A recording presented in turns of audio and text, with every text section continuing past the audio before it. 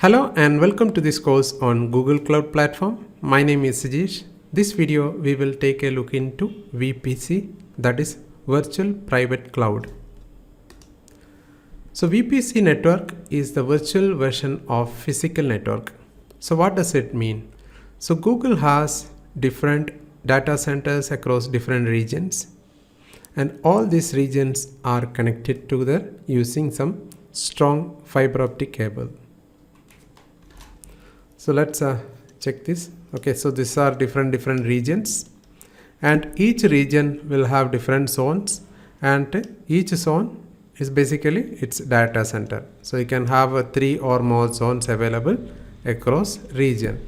So similarly, it has lot of regions available. So all these regions are connected using some high speed fiber optic network. So VPC is the virtualization of this network. So let's take an example. So for example, we have a server.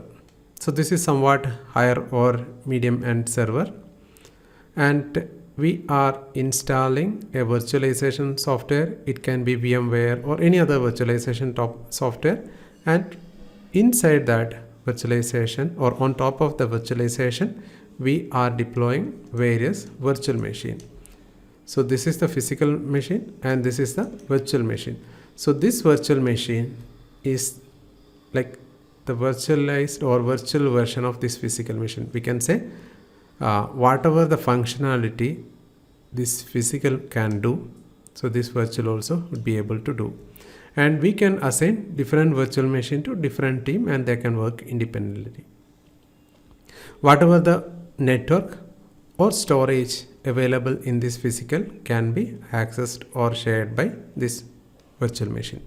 Similarly, VPC is the virtualization of this physical network, and this VPC is a software based network. So it's not physical in nature, it's a virtual and software based network. So why we need VPC? So if you are deploying compute resource or Kubernetes engine or any other resource, so you need to connect these resources, and to connect that you need to have a VPC.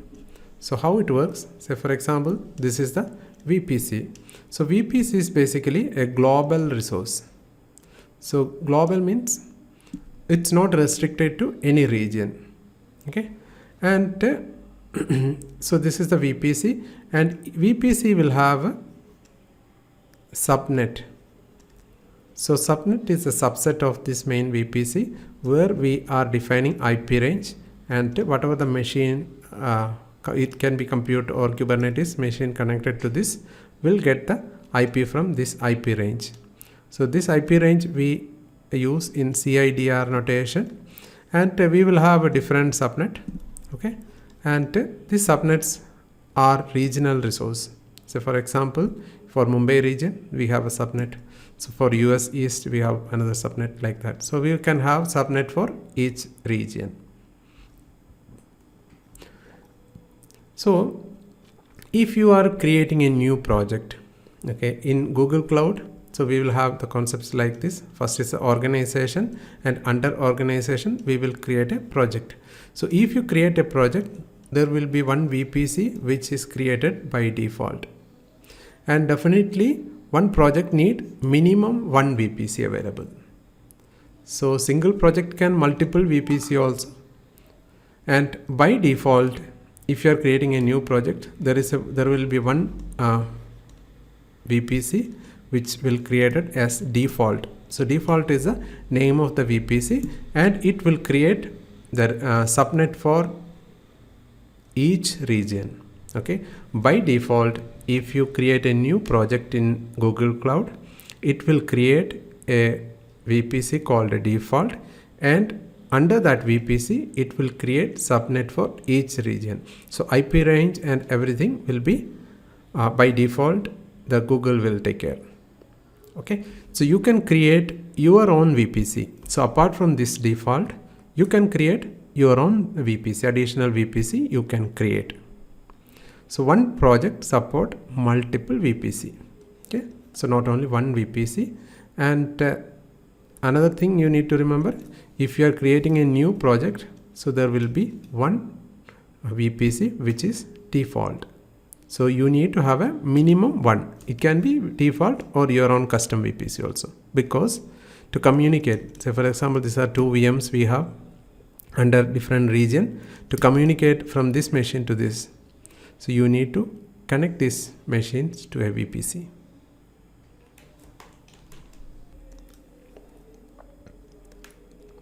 Now let's see some properties of VPC. Okay, so VPC is a global resource, like I said, and VPC contain subnet which is for each region. Okay, so it can have multiple subnets. This is one region, but VPC is a global resource, so you cannot see any location or region associated with a VPC. And each subnet will have an IP range. So IP range we will represent using CIDR notation. I will explain this CIDR notation later in detail. And we have subnet for each region. Say for example, for Mumbai region, so you need to have a subnet, and you will connect all your resources from Mumbai region to that subnet. So for example, you have another deployment, maybe you have your US central resources deployed, and whatever the resources available there, you connect to this US central. So it permits the connectivity from this region to this through this VPC. And there are firewalls and route associated with this. So firewall control the traffic in this VPC, and the firewall and route. So route means it will decide how this traffic should flow. And this firewall and routes are also global resource. And like I said, so subnets are regional resource. So we can have multiple subnet defined in a same region. And the network traffic is controlled by firewall rule. And similar to any other resource, so the access and is restricted to this resource, I mean the VPC, using identity and access management. So this control who can modify this resource, or who can delete, or who can add subnet, etc. And another thing is, see, if you look into this Google Cloud, so we will have an organization. Under this organization we will have a different project 1, project 2, project 3, like that. So you can have a single VPC for all project, single shared VPC which can be used by various projects. That is also possible. And VPC, the hybrid connection, so it can be from on-premise to Google Cloud, or AWS or Azure to Google Cloud. So this connectivity is possible by using VPN or cloud interconnect. So that is also through this VPC. And we can have more than one subnet in the same region. That is also possible. So that's it about VPC. So VPC is the virtual network, which is the virtual representation of Google's global network. Each VPC can have multiple subnets, and each subnet has its own set of IP range. Again, if you have different subnet, so this IP ranges or IP address should not overlap. So that's it about VPC. I hope you are very clear. Thank you for watching this. We will see in the next video. Bye.